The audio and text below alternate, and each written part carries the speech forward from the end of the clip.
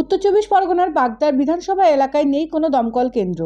এলাকার মানুষের দীর্ঘদিনের চাহিদা রয়েছে একটি দমকল কেন্দ্রের। বাগদা হেলাঞ্চা ৩ নম্বর কলোনিতে একটি প্রস্তাবিত জায়গাও দেখা হয়েছে। আজ প্রস্তাবিত দমকল কেন্দ্রের জন্য সেই জায়গা পরিদর্শন করল দমকল দপ্তরের আধিকারিকরা। সঙ্গে উপস্থিত ছিলেন বাগদার বিধায়ক বিশ্বজিৎ দাস।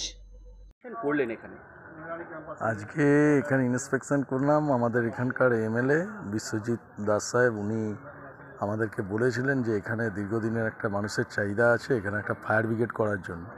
তো সেই ফায়ার ব্রিগেড করার জন্য যে ল্যান্ড লাগে সেই ল্যান্ডটা উপযুক্ত কিনা সেই জন্য এখানে এসে আমরা একটা হেলাঞ্চা জায়গা, এটা হেলাঞ্চা বলে, তো এই জায়গায় এসে আমরা দেখলাম ল্যান্ডটা সরজমিনে দেখলাম যে ওখানে উপযুক্ত কিনা, আমাদের গাড়ি ঢুকতে পারবে কিনা বা আমাদের এখানে ফায়ার স্টেশনটা করার উপযুক্ত পজিশান কিনা সেটা দেখে নিলাম এবং গাড়িগুলো যে ঢুকবে তার পজিশান, রাস্তা এইগুলো সব দেখে নিলাম। দেখলাম ঠিকই আছে সবই।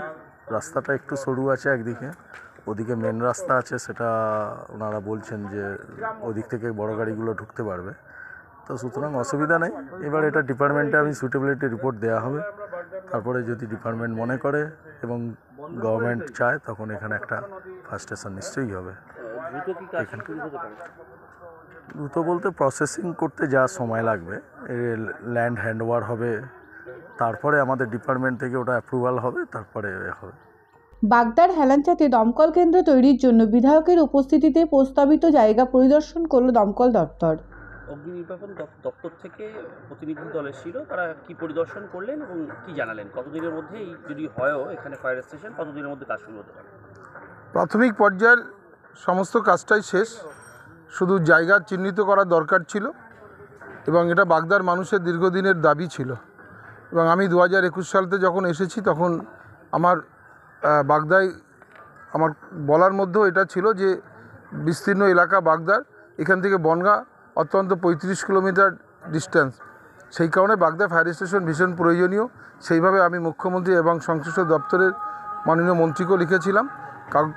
নিশ্চিতভাবে অনেক আগেই হয়ে যাওয়ার কথা ছিল, কিন্তু কেন্দ্রীয় যে সরকার আমাদের ডেভেলপমেন্টের প্রায় 1,60,00,000 কোটি টাকা আমরা পাবো। এই টাকাটা যদি উনি ছাড়তেন আরও 1.5 বছর আগে ফায়ার স্টেশনটা কমপ্লিট হতেন, কিন্তু দেরি হয়েছে এই কারণে, আর্থিক কারণগুলোই।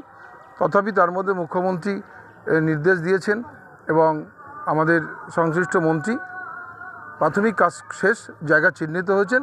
এবার বিল্ডিং যদি পাশে যে বিল্ডিংটা আছে এটা ব্যবহার করলে খুব তাড়াতাড়ি যাতে 2-3 মাসের মধ্যে এটা করা যায় তার জন্যই আছে। এলাকার সাধারণ মানুষের বক্তব্য, ওই এলাকায় দমকল কেন্দ্র নেই। আমাদের দীর্ঘদিনের চাহিদা এটা, আমরা চাই এখানে দমকল কেন্দ্র তৈরি হোক। প্রথমত বনগাঁ থেকে আমরা প্রায় 30 কিলোমিটার মতন দূরে আছি, তো এই এরিয়াটা অনেকটা এরিয়া নিয়ে আছে। এবার যদি কোনো রকম অসুবিধা হয় সেক্ষেত্রে অনেক সমস্যার সম্মুখীন হতে হয়, সময়ের কারণে অনেক বড় ক্ষতি হয়ে যেতে পারে।